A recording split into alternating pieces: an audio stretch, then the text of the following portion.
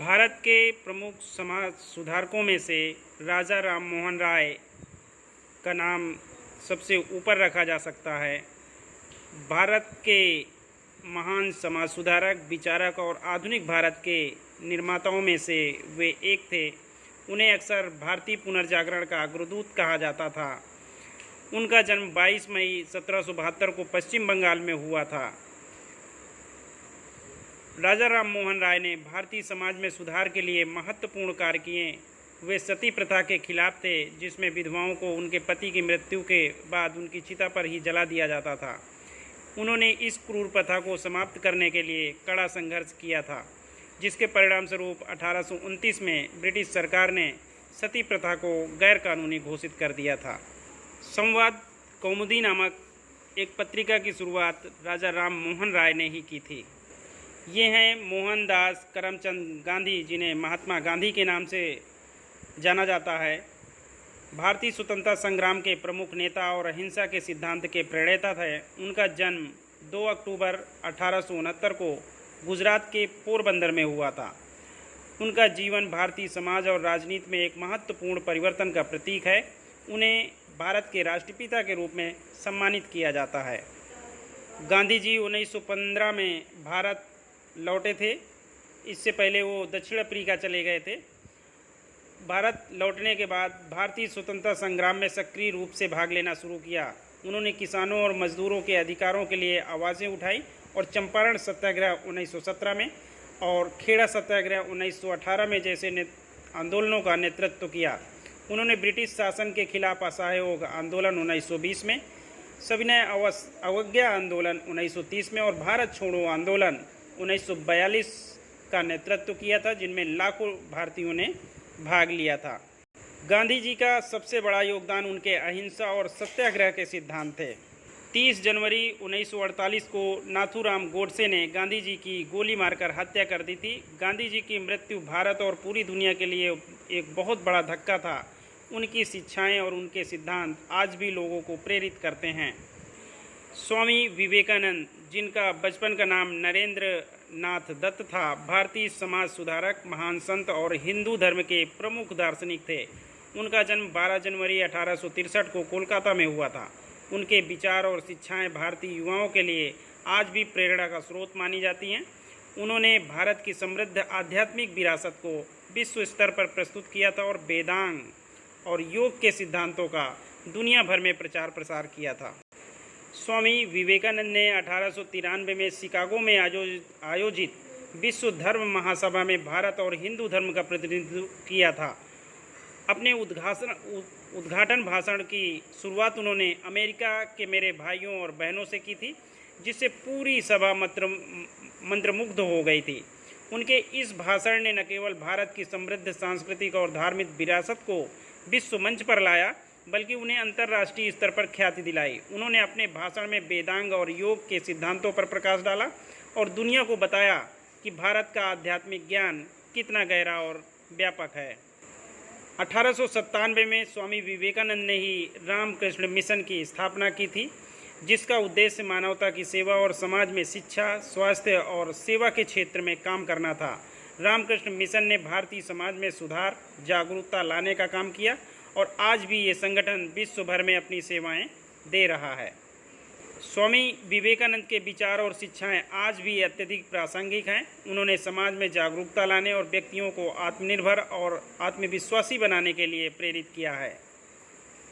स्वामी विवेकानंद का निधन 4 जुलाई 1902 को मात्र 39 वर्ष की आयु में बेल्लूर मठ, पश्चिम बंगाल में हुआ था।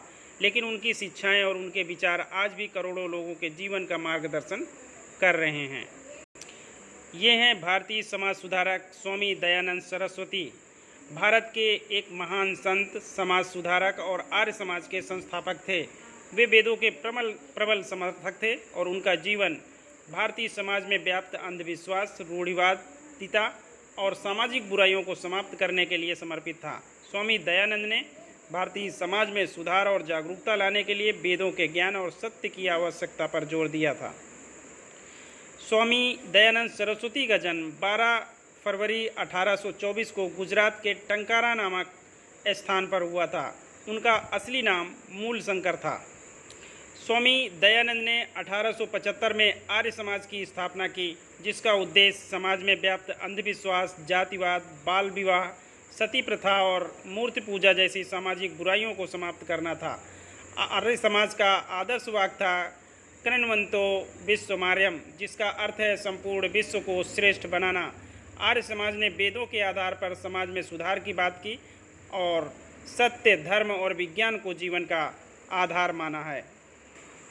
ये हैं डॉक्टर भीमराव अंबेडकर, भारत के महान समाज सुधारक, राजनीतिज्ञ और संविधान निर्माता थे। उन्हें भारतीय समाज में दलितों और पिछड़े वर्गों के अधिकारों के लिए संघर्ष करने वाले एक प्रमुख नेता के रूप में जाना जाता है। डॉक्टर भीमराव अंबेडकर ने ही भारतीय संविधान के निर्माण में महत्वपूर्ण भूमिका निभाई है और उन्हें भारत के संविधान के जनक के रूप में भी सम्मानित किया जाता है। डॉक्टर भीमराव अंबेडकर का जन्म 14 अप्रैल 1891 को मध्य प्रदेश के महू में हुआ था। उनका जन्म एक दलित परिवार में हुआ था। उनका पूरा नाम भीमराव रामजी अंबेडकर था। भारत की स्वतंत्रता के बाद डॉक्टर भीमराव अंबेडकर को संविधान सभा का अध्यक्ष नियुक्त किया गया। उन्हें भारतीय संविधान के निर्माण में महत्वपूर्ण भूमिका निभाई।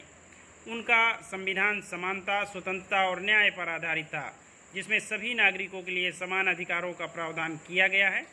अंबेडकर ने संविधान में दलितों और पिछड़े वर्गों के लिए आरक्षण की व्यवस्था भी की, ताकि उन्हें सामाजिक और आर्थिक रूप से बराबरी का अवसर मिल सके। डॉक्टर भीमराव अंबेडकर ने 1936 में इंडिपेंडेंट लेबर पार्टी की स्थापना की, जो बाद में बहुजन समाज की आवाज़ बन गई। इसके अलावा उन्होंने 1942 में शेड्यूल कास्ट फेडरेशन की स्थापना भी की थी। उन्होंने भारतीय राजनीति में दलितों और अन्य कमज़ोर वर्गों के अधिकारों के लिए संघर्ष किया है। अंबेडकर 1947 में भारत के पहले कानून मंत्री बने और इस पद पर रहते हुए उन्होंने कई महत्वपूर्ण कानूनी सुधार किए, जिनका उद्देश्य भारतीय समाज को अधिक समतावादी और न्यायपूर्ण बनाना था। अंबेडकर ने अपने जीवन के अंतिम वर्षों में जातिवाद और छुआछूत से लड़ने के लिए बौद्ध धर्म की ओर रुख किया। ये हैं बंकिम चंद्र चटर्जी, जिन्हें बंकिम चंद्र चट्टोपाध्याय के नाम से भी जाना जाता है।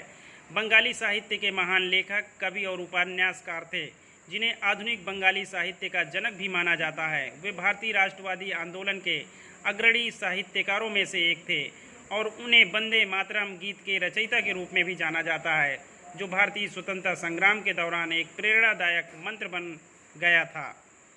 बंकिम चंद्र चट्टोपाध्याय का जन्म 27 जून 1838 को बंगाल के उत्तरी 24 परगना जिले में हुआ था। अपनी शिक्षा पूरी करने के बाद बंकिम चंद्र ने ब्रिटिश शासन के तहत सरकारी नौकरी की। हुए डिप्टी मजिस्ट्रेट के पद पर नियुक्त हुए थे। उनकी प्रमुख रचनाएं हैं आनंद मठ, जिसे उन्होंने 1882 में लिखा था।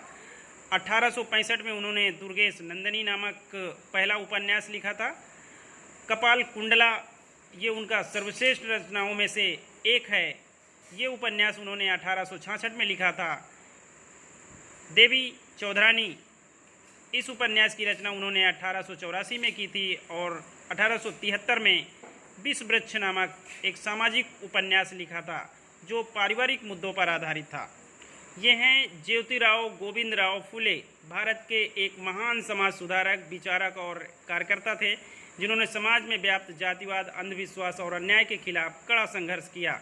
वे विशेष रूप से दलितों, महिलाओं और पिछड़े वर्गों के अधिकारों के लिए आवाज़ उठाने वाले अग्रणी नेता माने जाते हैं।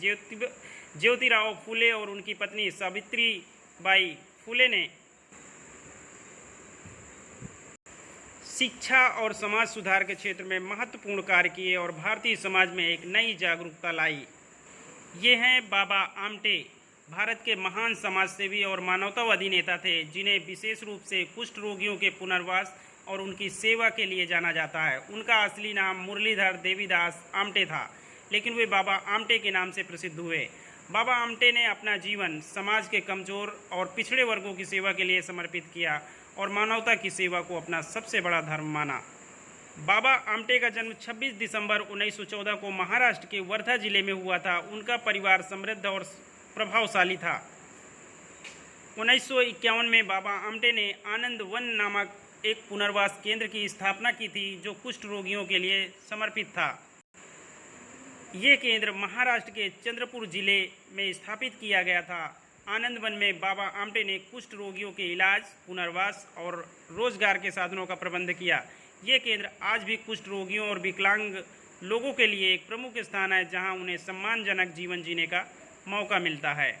बाबा आमटे को 1985 में रमन मैग्सेसे पुरस्कार से सम्मानित किया जा चुका है। ये एशिया का नोबेल पुरस्कार माना जाता है जो उन्हें उनकी मानवता की सेवा के लिए दिया गया था। 1971 में उन्हें पद्म भूषण दिया गया था। 1999 में बाबा आमटे को गांधी शांति पुरस्कार से सम्मानित किया जा चुका है। इसके अलावा उन्हें जमनालाल बजाज पुरस्कार और डॉक्टर अंबेडकर अंतर्राष्ट्रीय पुरस्कार से भी सम्मानित किया जा चुका है।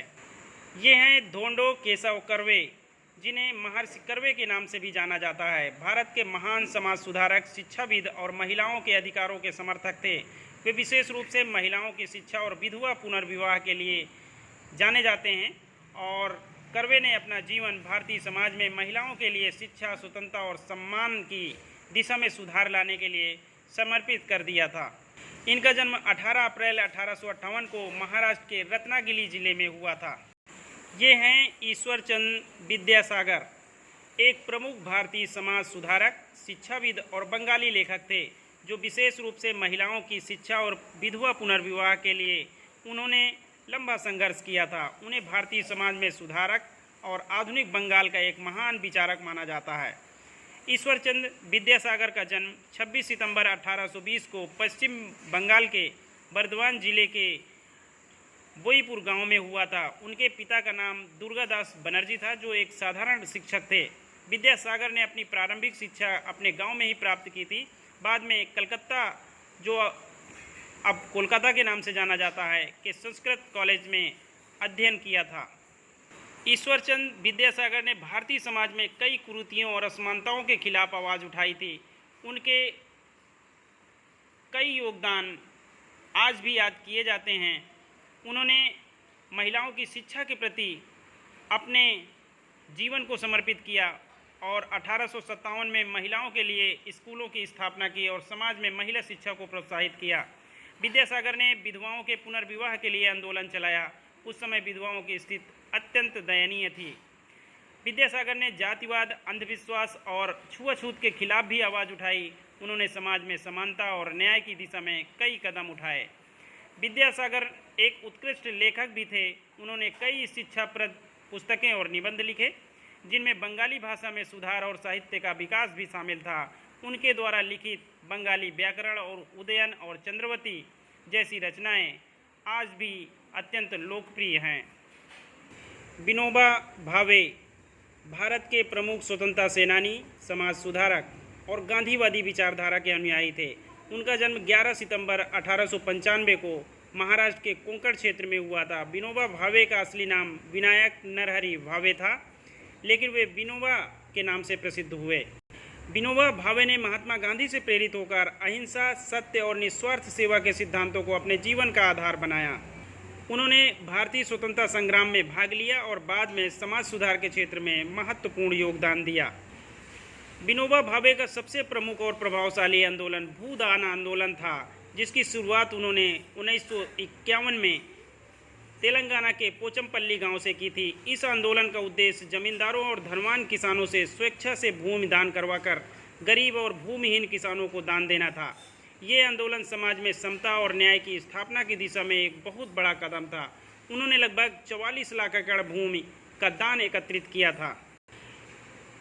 विनोबा भावे ने गांधी जी के सर्वोदय सिद्धांत को आगे बढ़ाया और उन्होंने सर्वोदय आंदोलन भी चलाया। ये आंदोलन समाज के सभी वर्गों की भलाई के लिए कार्य करता था और इसका उद्देश्य केवल आर्थिक समानता ही नहीं था, बल्कि सामाजिक भलाई भी था।